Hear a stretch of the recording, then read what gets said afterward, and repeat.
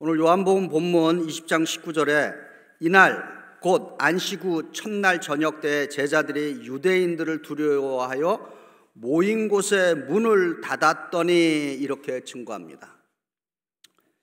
제자들이 두려워서 모인 곳에 문을 닫았다라고 하는 것은 아마도 그 제자들은 예수님의 그 십자가 처형 이후에 계속해서 나름대로 숨어서 만남의 시간을 가진 것으로 이해할 수 있습니다. 성경학자들, 성서학자들은 지금 이 제자들이 숨어 있는 이곳을 예수께서 최후의 만찬, The Last Supper를 거행한 어퍼룸, 다락방으로 그렇게 추정을 하고 있습니다. 근데 우리가 알다시피 제자들은 가룟 유다는 예수가 체포가 되시기 전에 이미 예수를 배반했습니다. 그리고 베드로는 예수님이 체포됐을 때 3번이나 부인을 했습니다. 근데 마태복음을 읽어보면은 이 베드로의 그 예수님에 대한 부인의 그 강도가 점점점 강해지고 있다는 것을 알 수 있습니다. 처음에는 누군지 모른다 이렇게 하다가 마지막에는 저주하고 맹세하고 부인했다고 그렇게 아주 그 복음서의 그 저자는 이 베드로의 부인을 아주 그 드라마틱하게 그 표현을 하고 있습니다. 그리고 이제 나머지 제자들도 다 도망을 갔죠. 근데 또 재밌는 것은 복음서에 보니까 어떤 제자는 이름을 알 수 없는 제자는 겉옷을 벗어 던지고 나체로 도망간 것으로까지 이렇게 알려져 있습니다. 문을 닫고 안에 숨어 있으니 이 밖에서 들리는 발자국 소리 혹은 바람의 문소리 이 하나하나가 얼마나 두려움이고 불안이고 공포였는가를 상상할 수 있습니다. 이 불안과 우리가 말하는 anxiety, 불안과 두려움, fear에 약간 차이가 있습니다. 우리 여기 심리학을 전공하시는 분도 계시지만은 제가 틀리면 나중에 예배 후에 알려주시기 바라요. 불안은 일어나지 않은 일에 대해서 이유 없이 근심 걱정하는 것입니다. 일어날 수도 있고 일어나지도 않을 수도 있는데 대부분 일어나지 않는 거죠. 근데 초조한 거죠. 근데 두려움은, 무서움, 이거는 어떤 대상이 있습니다. 그것이 사람이든 어떤 물체든 어떤 그 대상이 있다라고 하는 것입니다. 근데 이렇게 두려움 가운데 있는 제자들에게 요한복음 20장 19절에 계속해서 예수께서 오사 가운데 서서 이르시되, 그러니까 불안과 두려움과 공포 가운데 문을 딱 잠그고 숨어 있는 제자들 한가운데 예수님이, 부활하신 예수님이 훅 하고 나타난 것입니다.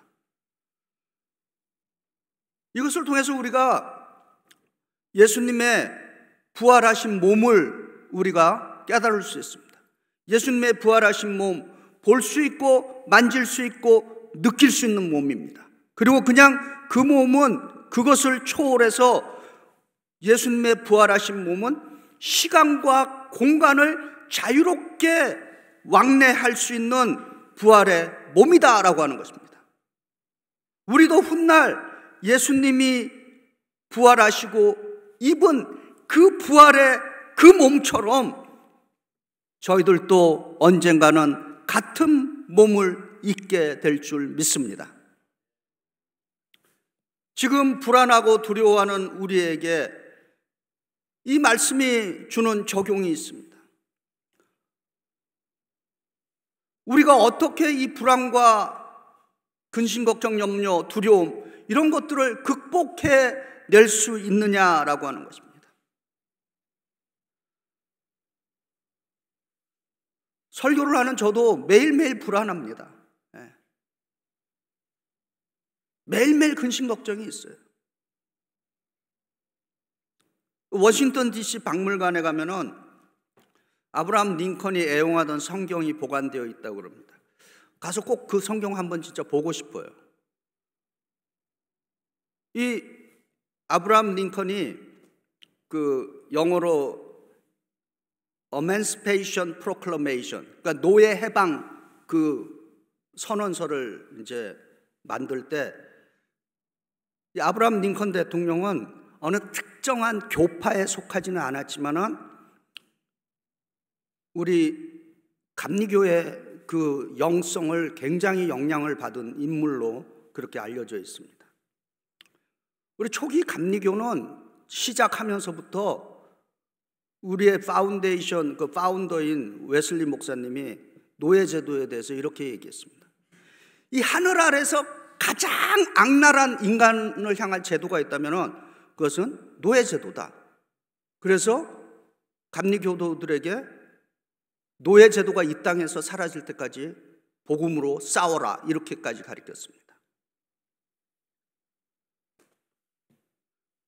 그래서 이 아브라함 링컨이 이 Emancipation Proclamation 그 1월 1일 1863년에 그것을 선포를 했습니다. 그때가 언제냐? 이 미국이 남북 전쟁, 노예 그 전쟁으로 아주 그냥 치열하고 아주 피비린내 나는 그런 시기였습니다. 근데 그런 전쟁 속에서 이 아브라함 링컨이 손때가 매겨지고, 그리고 그 성경에 이렇게 그 구조를 특별히 눌러서 읽어서 이 생긴 자국이 있답니다. 그게 바로 시편 34편 4절입니다. 시편 34편 4절에 이렇게 증거합니다. 내가 여호와께 간구하매 내게 응답하시고 내 모든 두려움에서 나를 건지셨도다. 아멘. 바로 아브라함 링컨은 이 미국 남북 전쟁과 관련해서 모든 그 불안과 두려움을 하나님께 의지함으로써 이 말씀을 통해서 두려움을 극복해낸 인물인 것입니다. 로마서 8장 15절에 이렇게 증거합니다. 너희는 다시 무서워하는, 두려워하는 종의 영을 받지 아니하고 양자의 영을 받았으므로 우리가 아빠, 아버지라고 부르짖느니라. 아멘. 우리도 아브라함 링컨처럼 성경에 기록된 이 약속의 말씀을 붙들고 인생의 불안, 초조, 근심, 걱정, 두려움을 극복해낼 수 있기를 기도합니다.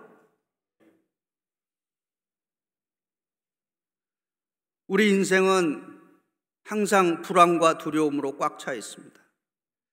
그래서 철학자들은 인생을 이렇게 정의합니다. 인생은 Life is anxiety. 인생은 불안이다.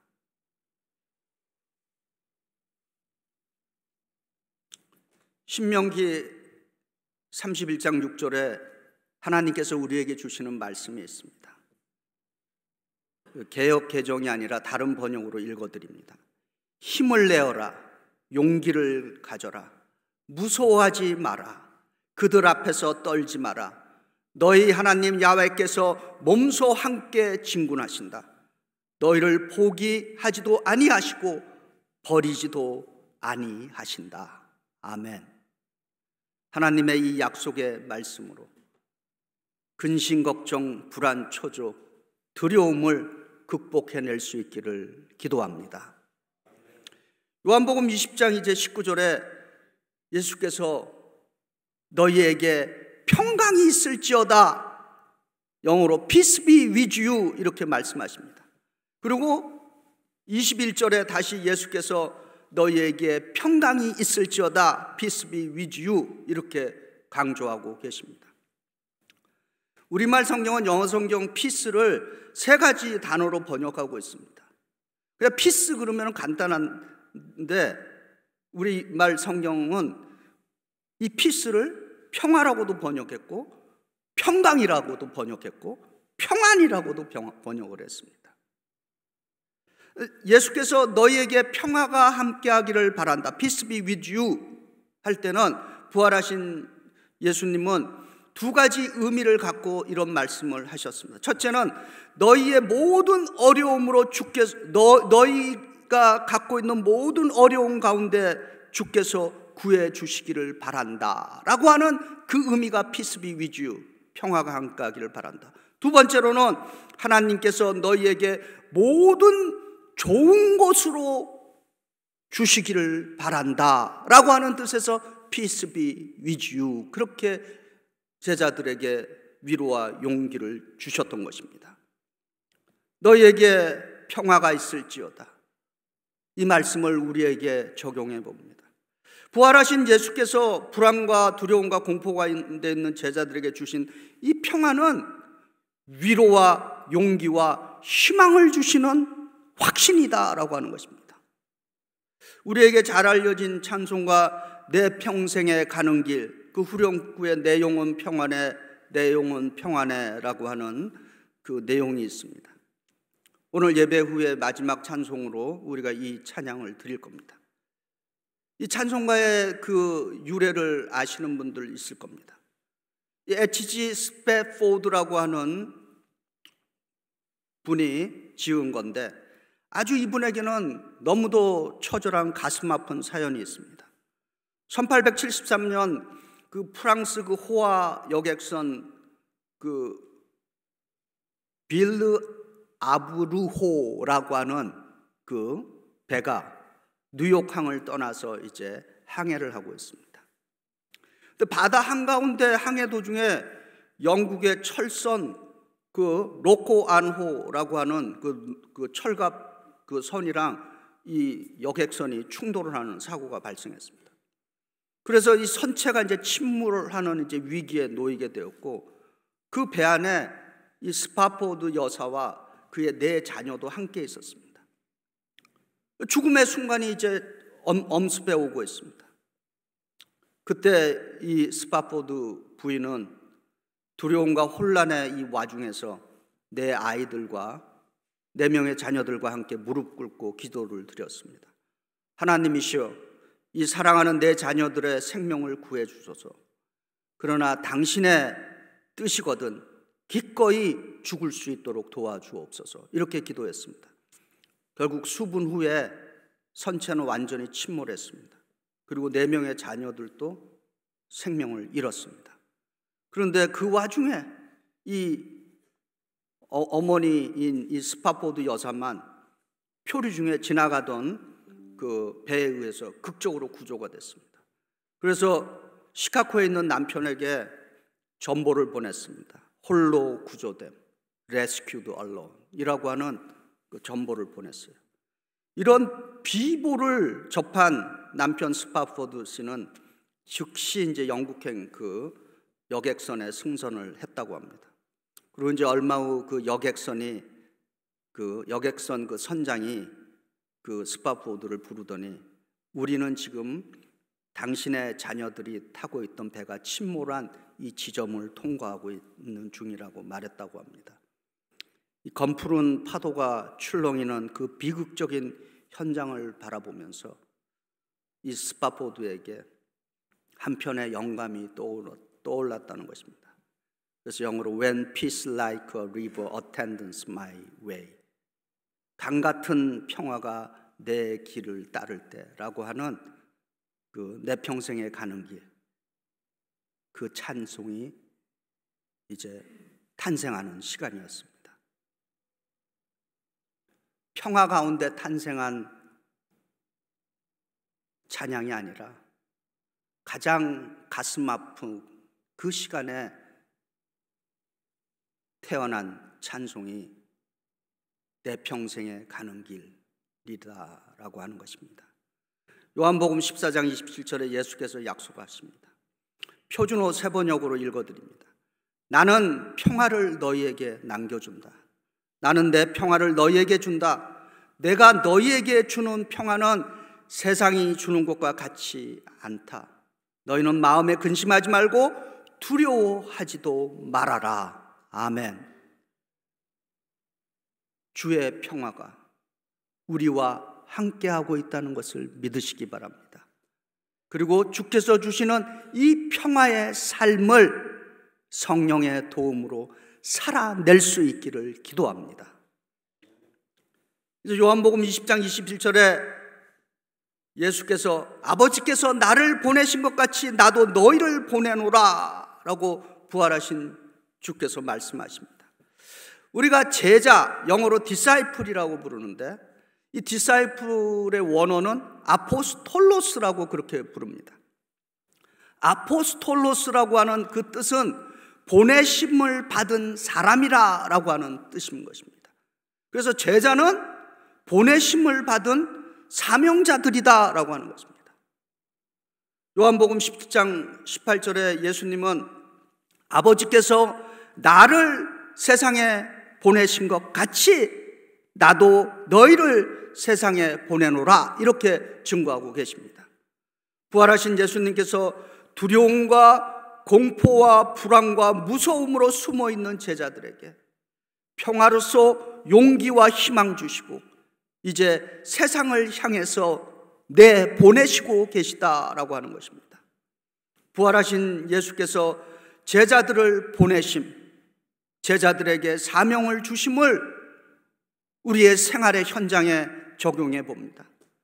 우리가, 저와 여러분이 이 땅에 살아가는 그 목적이 있습니다. 저와 여러분이 이 땅에 살아가고 있는 것에 목적이 있다라고 확신하고 계십니까? 우리의 목적은 하나님의 목적, 예수님이 우리에게 주신 목적을 이루기 위해서 이 삶을 살아가는 줄 믿습니다. 사명을 성취하기 위해서 우리는 살아가는 것입니다. 돌아가신 빌리 그레엄 목사님이 93세 나이에 새로운 도전, 나를 향한 하나님의 꿈은 끝나지 않았습니다 라고 그렇게 이야기했습니다. 93세 노인께서 나를 향한 하나님의 꿈은 끝나지 않았다 말합니다. 우리는 미래에 대한 꿈을 젊은이들만 꾼다고 생각합니다. 그러나 꼭 그렇지만은 않습니다. 사도행전 2장 17절에 이렇게 증거합니다.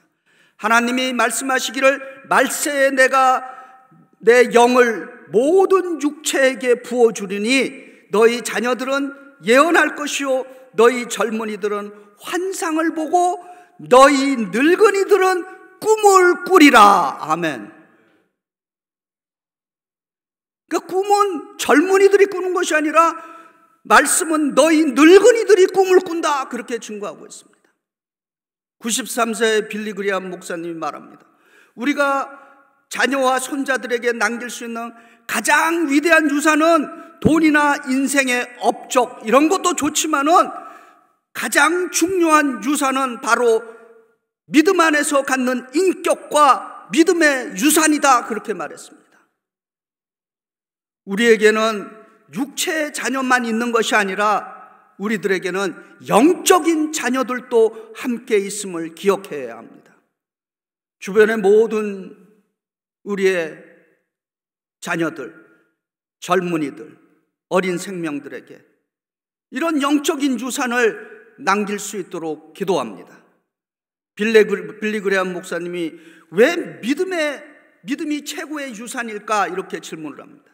우리가 믿음과 인격으로 살면은 그 믿음과 인격이 우리의 자손들의 마음속에 예수 그리스도를 심어주는 길이기 때문이다 라고 그렇게 증거하고 있습니다. 내가 잘 믿는 것도 중요하지만은 사실 우리들이 드려야 할 기도는 나보다 내 자녀들이 더 잘 믿고 그 자녀들의 자녀들이 더 잘 믿도록 그렇게 기도해야 할 줄 믿습니다. 다음 세대를 위한 사명의 삶을 저와 여러분이 성령의 능력으로 살아낼 수 있기를 기도합니다. 이제 요한복음 20장 22절에 예수께서 이 말씀을 하시고 그들을 향하사 숨을 후 내쉬면서 이르시되 성령을 받으라 이렇게 말씀하십니다. 부활하신 예수님이 제자들에게 숨을 후 내쉬면서 성령을 받으라 라고 한 이 숨은 바로 창세기에 천지 창조를 한 그 창조의 영인 것입니다. 창세기에 천지 창조를 할 때 창조주 하나님께서 인류를 창조하실 때 그 인류를 만드신 방법이 창세기 2장 7절에 이렇게 증거합니다. 여호와 하나님이 땅의 흙으로 사람을 지으시고 생기를, 하나님의 호흡을 사람 안에 불어넣으셨는데, 그 불어넣으시니 그 사람이 생명, living being, 살아있는 존재가 되었다다, 이렇게 증거하고 있습니다. 하나님의 생기, 하나님의 숨, 하나님의 호흡을 사람 안에 불어넣으셨는데, 그 하나님의 호흡이 원어로는 루아흐, 이것을 우리가 성령이라고 번역을 했습니다.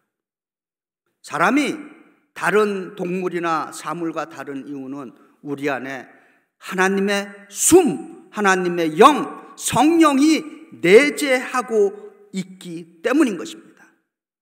믿음의 사람들은 성령 안에서 성령과 더불어 성령으로, 성령의 능력으로 살아가야 할 줄 믿습니다. 성령을 받으라라는 이 부활하신 예수님의 말씀을 이제 한 번 더 적용해 봅니다. 성령은 사명을 성취케 하는 능력이 있고, 성령은 교회를 세워주신 영이고, 성령님은 우리로 하여금 치열하고 냉혹한 현실의 삶의 한복판에서 예수의 증인으로 살아갈 수 있게 해주시는 능력이다라고 하는 것입니다. 그래서 사도행전 1장 8절에 부활하시고 승천하시기 전에 예수께서 이렇게 증거하십니다.